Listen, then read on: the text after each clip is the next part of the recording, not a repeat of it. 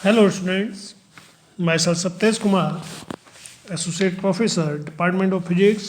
Government College Sujangarh. Students, मैंने कल जो टॉपिक शुरू किया था वो था केंद्रीय बलों के अधीन गति या कहिएगा मोशन अंडर सेंट्रल फोर्सेस। और मैंने अपने पहले लेक्चर में आपको केंद्रीय बल की परिभाषा बताई थी तथा केंद्रीय बलों के अधीन कण की गति का समीकरण हमने निकाले थे। और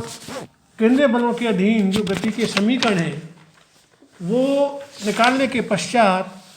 आज जो हम बात करेंगे वो करेंगे कोणीय संवेग संरक्षण का नियम, कि किस तरह केंद्रीय बलों के अधीन गति करते हुए कण के लिए कोणीय संवेग संरक्षित रहता है। तो केंद्रीय बलों के अधीन गतिशील कण का कोणीय संवेग संरक्षित रहता है, इस तथ्य को निम्न प्रकार सिद्ध किया जा सकता है। हम जानते हैं कि m r d two theta over D t square plus twice d are over D t into d theta by D t is equal to 0। यह केंद्रीय बलों के अधीन गति करते हुए कण का एक समीकरण है। तो r से दोनों तरफ गुणा यदि हम कर दें तो m r square d two theta over D t square plus twice r D R over D t into d theta over D T equal to 0। उपरोक्त समीकरण को निम्न प्रकार भी लिखा जा सकता है d over D t into m are square D theta by D T का होल स्क्वेयर, क्योंकि यदि इस इक्वेशन को हम डिफरेंशिएशन को खोल दें तो हमें ऊपर वाली समीकरण प्राप्त होगी, जिससे D J by D T equal to 0, क्योंकि हम जानते हैं कि J equal to M R square D theta over D T कण का कोणीय संवेग है, जिससे जे इक्वल टू नियतांक। यही सिद्ध करना था कि केंद्रीय बलों के अधीन कोणीय संवेग कण का कोणीय संवेग संरक्षित रहता है। कोणीय संवेग संरक्षण के नियम से केपलर के द्वितीय नियम की उत्पत्ति भी की जा सकती है। तो जो केपलर का द्वितीय नियम है, केपलर के द्वितीय नियम के अनुसार केंद्रीय बलों के अंतर्गत गतिशील कण या पिंडों के लिए क्षेत्रीय वेग नियत रहता है। एरियल वेलोसिटी जो होती है वो आपकी नियत रहती है। अब हम उपरोक्त कथन को सिद्ध करने के लिए कोणीय संवेग संरक्षण के नियम से d J by D T equal to 0, जिससे d over D t m are square D theta by D T equal to 0। उपरोक्त समीकरण को हम निम्न प्रकार भी लिख सकते हैं, क्योंकि m एक नियत राशि है तो d over D t into 1/2 r square D theta by D T equal to 0। परंतु अब हम इस चित्र पर विचार करते हैं तो चित्र से 1/2 r square D theta is equal to d A r D theta into r. तो यह बेसिकली जहां डी ए त्रिज्य रेखा ओपी द्वारा डी टी समय में प्रसर्पित क्षेत्रफल है, अतः प्रति सेकंड प्रसर्पित क्षेत्रफल या क्षेत्रीय वेग d A by D T equal to 1/2 r square D theta by D t. यहाँ पर जो ये एरिया निकाला गया है ये मानते हुए किया गया है कि पी पी डैश अनंत रूप से छोटा है, और पी पी डैश को हम एक आधार जो त्रिभुज का क्षेत्रफल निकालने का तो तरीका होता है कि 1/2 आधार इंटू ऊंचाई। तो यहाँ पर जो आधार है OP दैट इज R,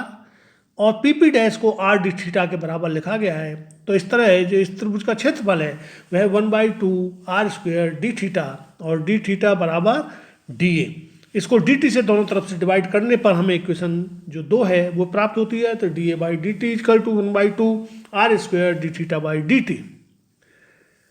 यहाँ से P से P डैश तक लिया गया जो समय है वो आपका डी टी लिया गया है।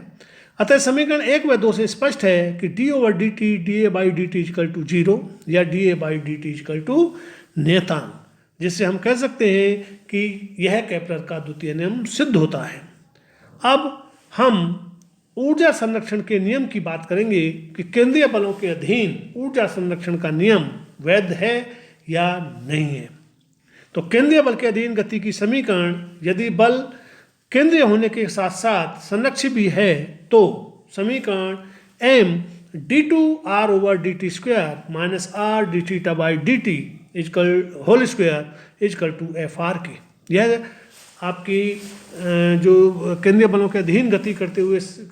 कण है उसकी दूसरी समीकरण है, जिससे F R equal to minus D you over D R तथा D theta by D T equal to J over M R square. यदि ये दोनों मान हम उपरोक्त समीकरण में प्रतिस्थापित कर दें तो हमें जो समीकरण प्राप्त होगी वह इन प्रकार होगी, m into d two are over D T square minus r j square over m square r four equal to minus D you over D r, जहाँ यू कण की स्थितिज ऊर्जा है और कण की स्थितिज ऊर्जा का नेगेटिव ग्रेडियंट हमेशा उस पर लगने वाले बल के बराबर होता है। तो M D two are over D T square minus J square over M R cube equal to minus D you over D R, परंतु 1 by R cube equal to minus D over D R into 1 over 2 R square, जिससे M D two R D T square plus J square by M into D over D R 1 over R square equal to minus D you over D R, या M D two are over D T square equal to minus D over D R capital U plus J square by 2 M R square. उपरोक्त समीकरण को दोनों ओर D are over D T से गुणा करने पर हमें जो समीकरण प्राप्त होगी वो निम्न प्रकार होगी, M D two are over D T square into D are over D T equal to minus D over D T U plus J square over twice M are square, या D over D T 1 by 2 M D R over D T का whole square equal to D over D T U plus J square over 2 M R square, या D over D t into 1 by 2 M D R over D T का whole square plus J square over 2 M R square plus you equal to 0,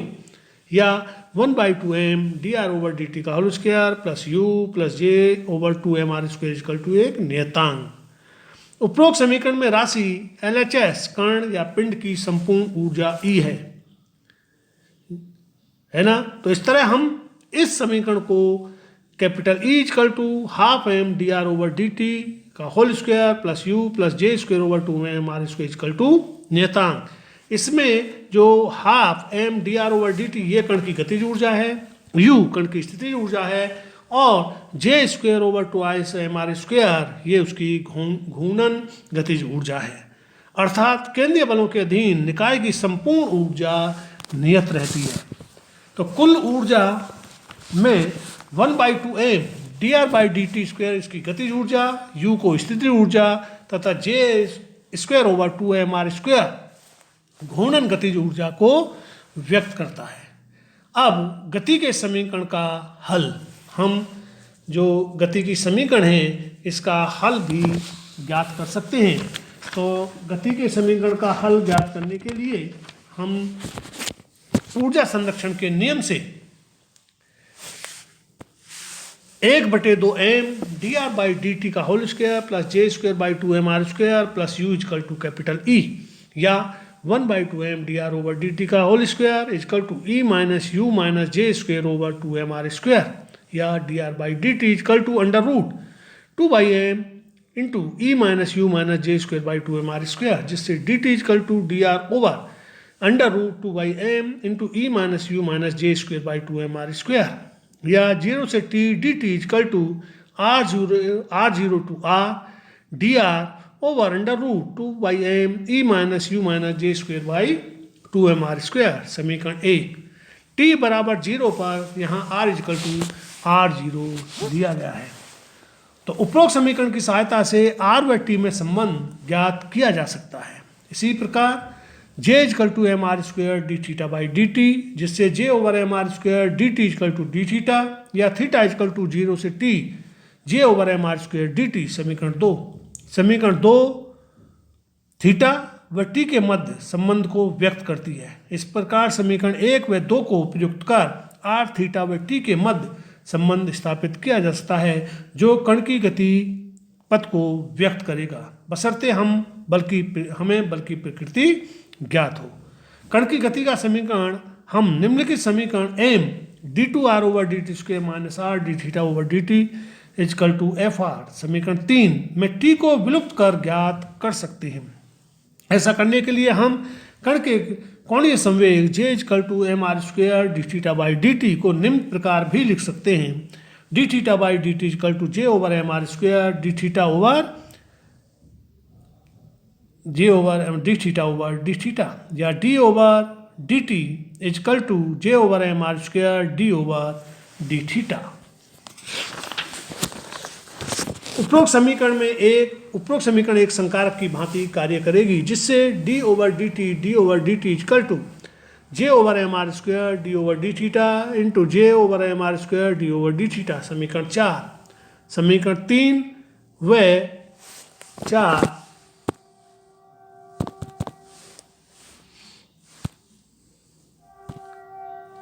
समीकरण 3 व 4 से M J over M R square D over D theta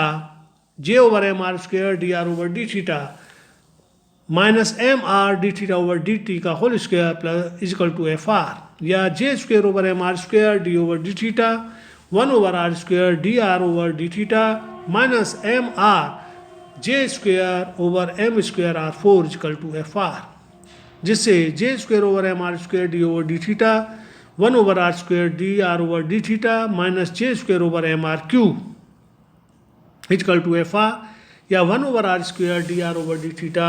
equal to minus D over D theta 1 over R. अतः minus J square over M R square D over D theta 1 over are minus J square over M R cube equal to F R, या minus J square over M R square into D square over D theta square 1 by R plus 1 by R equal to F R, या D square over D theta square 1 by R plus 1 by R equal to minus M are square over J square F R. यदि 1 by R equal to U हो तो d square u over D theta square plus you equal to minus m over J square u square f into 1 by u. समीकरण 5 के हल द्वारा are व theta में संबंध ज्ञात किया जा सकता है। अतः समीकरण 5 ही केंद्रीय बलों के अधीन गतिशील कण के पथ का समीकरण है। इस तरह स्टूडेंट्स आज इसको हम यहीं ख़त्म करते हैं। कल हम केपलर के ग्रह की गति के नियम जो हैं उनके विषय में बात करेंगे। तो कल इससे आगे तीसरे लेक्चर में हम बात करते हैं केपलर के ग्रह की गति के नियम। तब तक थैंक यू वेरी मच।